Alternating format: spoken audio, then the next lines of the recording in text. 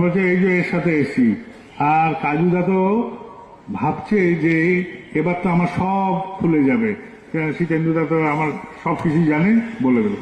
শীতেন্দুদা ওখানে বলছে এ পারবে, এ পারবে, এ সত্যি পারার মতন ছেলে।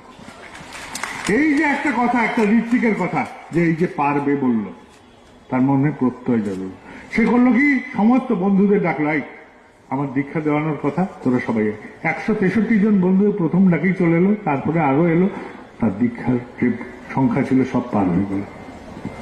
সে ডাকলো, আর এই যে করলো, প্রত্যয় জন্মালো। এই প্রত্যয়টা কর্মী, একটি সহকর্মী এসে যোগ দিয়ে দিল। এইটাই ঋত্বিকরা করতে পারি, এটাই যাজকরা করতে পারি, এটাই অধ্যর্যরা করতে পারি। এটাই আমাদের কাজ, বড় সড়ো কোনো কাজ না, একটি মানুষকে জাগিয়ে তোলা। এখানে আমাদের কাজুদা বলে একটি সহকর্মী আছে আসামে। সে অত্যন্ত দুর্দান্ত প্রকৃতির একটি ছেলে ছিল। সে নেশা আদিও করত, তার বহু রকম ফ্রেন্ড ছিল, তার চলাগুলোর সৎসঙ্গী সুলভ ছিল না। বাড়িতে গেলে তার বাড়ির লোকরা ভাবত কবে বাড়ি থেকে বেরোবে। দৈবাত আমার সাথে দেখা হয় এই মন্দিরের প্রাঙ্গণে, ওই টুকটাক কথা, টুকটাক সখ্যতা। তো তখন একজন ঋত্বিক দাদা ছিলেন, যাকে আচার্যদেব আশীর্বাদ করেছিলেন একটা পরিমাণ মতো দীক্ষা দেওয়ার কথা। তিনি এটা নিয়ে খুব ব্যতিব্যস্ত যে এতটা পরিমাণে দীক্ষা তিনি দেবেন কি করে। এই ব্যতিব্যস্ততায় তিনি আমাকে বলছেন যে আমি উপায় খুঁজে পাচ্ছি না। যখন বলছেন উপায় খুঁজে পাচ্ছি না, আমি তখন বলছি এই যে এই ভাইটি আপনাকে করিয়ে দিতে পারে, বলে কাজুদাকে দেখিয়েছি। সে তখনও এই জগতেরই মানুষ না, সস্তরণীয় না, কিছু না। আমি বললাম এই পারবে। ওই ঋত্বিক দাদা, নির্মলেন্দুদা, সে ধরে ফেললো যে আপনাকে বলে দিয়েছেন বাবাইদা যে আপনি করিয়ে দিতে পারেন, আপনি আমাকে করাবেন। আর সে তো পিছলে মাছ, সে তো পিছলে বেরিয়ে পালিয়ে গেল, আর তাকে খুঁজে পাওয়া যায় না। সে তো কোথায় আছে কেউ জানে না। নির্মলেন্দু যাতায়াত শিলংয়ে। তো শিলংয়ে একদিন দেখছে একটি হোস্টেলের সামনে গাড়ি দাঁড়িয়ে আছে, এবং একটি MLA ছেলে, সে গেছে হোস্টেলে তার গার্লফ্রেন্ডকে রাখতে, আর কাজুদা বসে আছে একটু মোটামুটি ঈষৎ মত্ত হয়ে। মোটামুটি ভাবনাটা স্বচ্ছ নয়। নির্মলেন্দুদা দেখে বলে এই তো তোমাকে পেয়েছি। আর সে তো অন্য রঙের রঙিন ছিল, ধরে নিয়েছে এই তো তোমাকে পেয়েছি বলে ধরে নিয়ে গেছে সোজা মন্দিরে, বলে চলো। আর সে তো ভাবছে যে মুখ লুকাই না চেহারা লুকাই, সে এই অবস্থা। নিয়ে গেছে মন্দিরে, বলছে যে এই তো কালকে নিয়ে যাবে আমাকে মন্দিরে দীক্ষা দেওয়াতে। এই তো বাবাজা বলেছিলেন, সেও তো নাচের বান্ধা। আর এ তো পড়েছে ফাঁপড়ে, বলছে যে এবার এর থেকে বাঁচি কি করে।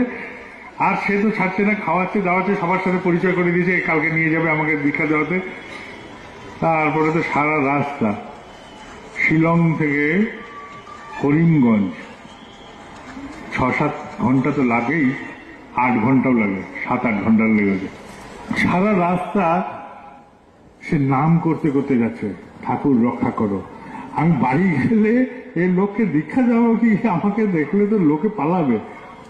সে আকুল ভাবে ডেকে যাচ্ছে ঠাকুরকে। ডাকের চোটে যখন পৌঁছালো করিমগঞ্জ, তখন বাড়ির লোকের ওখানে যখন গেছে, তার নিজের বাবা বলছে ও দেখাবে, সে অবিশ্বাস যে ও দেখাবে দীক্ষা।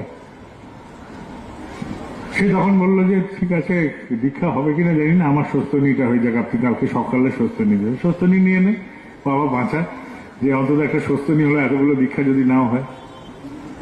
ওখানকার স্থানীয় কর্মী শীতেন্দু দাস, তিনি বিশাল একটা বিষয়, যখন দীক্ষা হয় না তখনও তিনি 200-250-300 দীক্ষা দিতে পারেন। গ্রামের পর গ্রাম তিনি লোককে এরকম করে ঠাকুরের মন্ত্র দিয়েছেন, ঘুরে বেরিয়েছেন। তিনি যখন করিমগঞ্জে নতুন কে ঋত্বিক এসছে করিমগঞ্জে দীক্ষা দিতে, দেখি সে চলে গেলেন মন্দির থেকে দেখতে, দেখছেন যে নির্মলেন্দুদা এসছে। নির্মলেন্দুদাকে দেখে শীতেন্দুদা বলছে কি ভাই তুমি? বলছে এই যে এর সাথে এসি, আর কাজুদা তো ভাবছে যে এবার তো আমার সব খুলে যাবে, শীতেন্দুদা তো আমার সবকিছু জানে, বলে দেবে। শীতেন্দুদা ওখানে বলছে এ পারবে, এ পারবে, এ সত্যি পারার মতন ছিল। এই যে একটা কথা, একটা ঋত্বিকের কথা, যে এই যে পারবে বলল, তার মনে প্রত্যয় যাবে। সে করলো কি, সমস্ত বন্ধুদের ডাকলো, আমার দীক্ষা দেওয়ানোর কথা, তোরা সবাই 163 জন বন্ধু প্রথম ডাকেই চলে এলো, তারপরে আরো এলো। তার দীক্ষার যে সংখ্যা ছিল সব পার হয়ে গেল। সে ডাকলো, আর এই যে করলো, প্রত্যয় জন্মালো। এই প্রত্যয়টা কর্মী, একটি সহকর্মী এসে যোগ দিয়ে দিল। এইটাই ঋত্বিকরা করতে পারি, এটাই যাজকরা করতে পারি, এটাই অধ্যর্যরা করতে পারি। এটাই আমাদের কাজ, বড় সড়ক কোনো কাজ না, একটি মানুষকে জাগিয়ে তোলা।